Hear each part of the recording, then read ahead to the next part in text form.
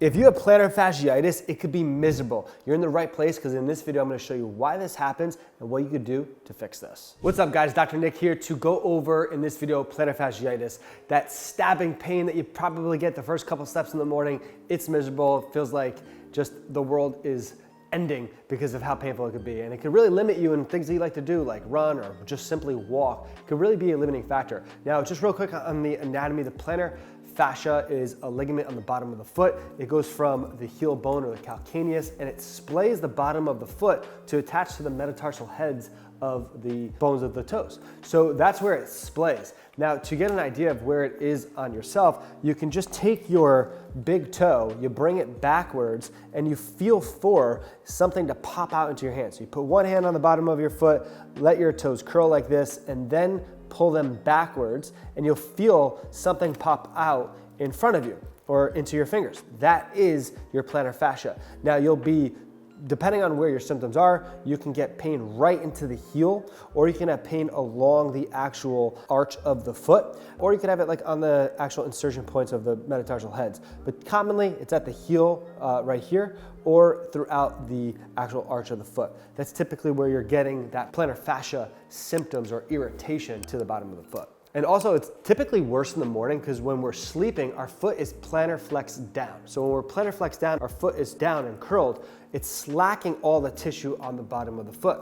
So when we wake up in the morning and when we step and we plant our foot, we're splaying out all of that tissue that's been kind of just curled up and feeling all good throughout the night. It's curled up, it's not stretched. So when we wake up and then we put our foot on the ground and we stretch it and it's irritated and we have those symptoms there, it causes that stabbing pain and starts to loosen up as we get adapted to more and more load going through the foot. But the first couple steps in the morning could be brutal. Now, I'm sure you've seen all over taking a lacrosse ball and just rubbing the foot like this and making it feel better. Now, typically, I don't like that as an exercise. I'm gonna go over it, but I'm gonna explain the rationalization of why that it could be useful. Now, do I use this to actually fix plantar fasciitis? No, and you shouldn't use that as a fixer to this. Now, when I see people doing this, they're just doing it with no intention, where they're taking the lacrosse ball and just going like this and just thinking about what's for lunch and you're not getting anything done with it. Now you can use this a little bit more strategically so that it can be done more effectively. And the idea that I like to use it in certain circumstances, not as a fix, but to reduce the symptoms, is because we're getting input to the body. So it's like the gating theory of pain. So as an example, you stub your toe, if you rub it, it feels better because pain goes up one pathway of the spinal cord and sensation goes up one pathway of the spinal cord. So if you outcompete the pain signals going up and you compete it with more input, more touch sensation like this, it can outcompete it, lower the pain. So I like to use it just to gate the pain for this. So with this, you take the lacrosse ball and you find the plantar fascia. So you get your big toe out, you feel where it pops out onto, and the idea is you want to go all through the lines of the tension of where you're feeling the area. So it's going to span the bottom of the foot, but you don't want to just simply do this. If the plantar fascia is going like this on the bottom of the foot, you want to go side by side so that we're trying to create that shear force against it. Now, are there times where you could just go up and down? Absolutely, but more intention with this. So if I'm here like this, I can put a little bit of pressure on it. Now I'm at the ends where it actually inserts into the foot bones. Now from here, I'm just gonna go nice and easy, side to side, over it. You'll feel more of a deeper kind of massage-like feeling when you do this. I like to get about, say, 10 to upwards to 20 passes on this particular area. So that'd be one segment, and then I just move it down a little bit, and now I'm more into like the arch of the foot, and then I'm gonna go side to side on it again.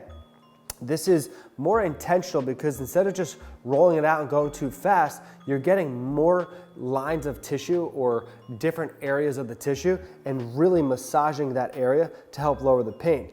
And then I'm gonna go a little bit further. Now I'm more into like the middle of my foot. And again, side to side, you can count different passes, 5, 10, 20, just going side to side, really massaging that bottom of the foot. And I'm getting closer and closer to the heel. Now, Commonly with plantar fasciitis, we get that pain right into that heel. Now you don't want to go on that direct spot because, especially on the bone, because it can just cause more irritation. So if this is the bone right here, I want to come right off of it just a little bit, right onto the actual tissue versus going onto the bone. So again, the concept is going side to side with it, 15 passes. And then if you do different segments, say you did one segment at the end, the middle, and then close to the heel, you do 3 different segments, you're gonna get about 2 to 3 minutes of a nice massage throughout it. And that could tend to really loosen it up and feel a lot better.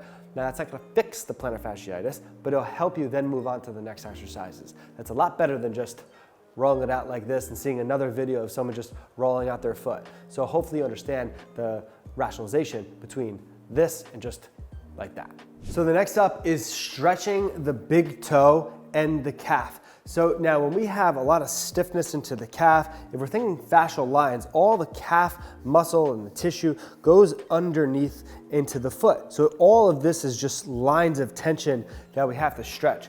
Now we're gonna be using a wedge. This is blocked by just some weight so that it doesn't move, but I'm placing my toes into extension. Specifically, we're trying to really bias that big toe.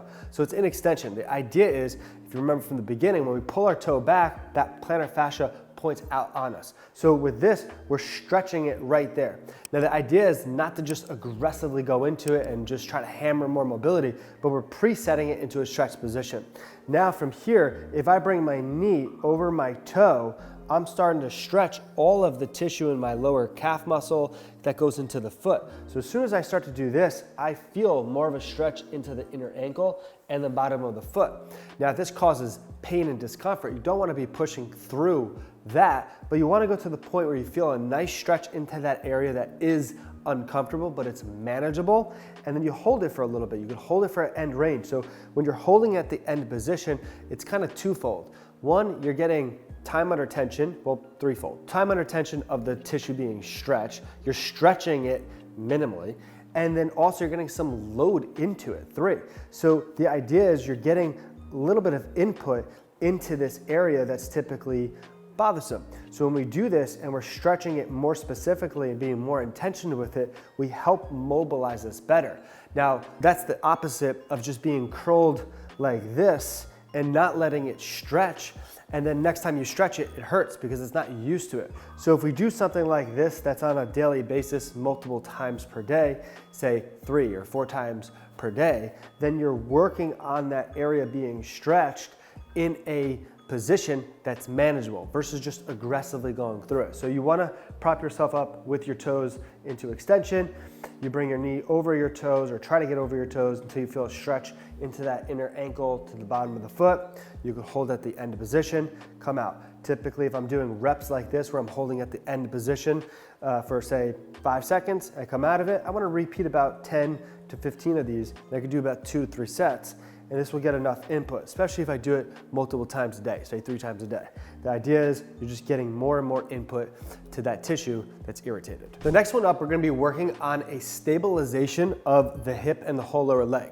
Now, this video really is focusing on the mobility in the beginning with the lacrosse ball and the stretch, but we're gonna play one into this where we're working on the stabilization, because if we lack strength and stabilization at the hip, it can lead down the chain to put extreme force and stress through the plantar fascia, which is another reason why this could actually be a contributing cause or contributing to the actual issue of plantar fascia. So if we don't address above the chain, like at the knee level, at the quad level, at the hip level, we can be missing a foundational kind of component to this. So with this, we're just gonna be working on a stabilization balance one that helps overall with plantar fascia. So the idea is we're gonna be in this split stance position. The back foot's gonna have just a little bit of support, maybe 5% effort, 10% effort. This front leg is gonna be the majority of the working area. So 95% effort, 90%.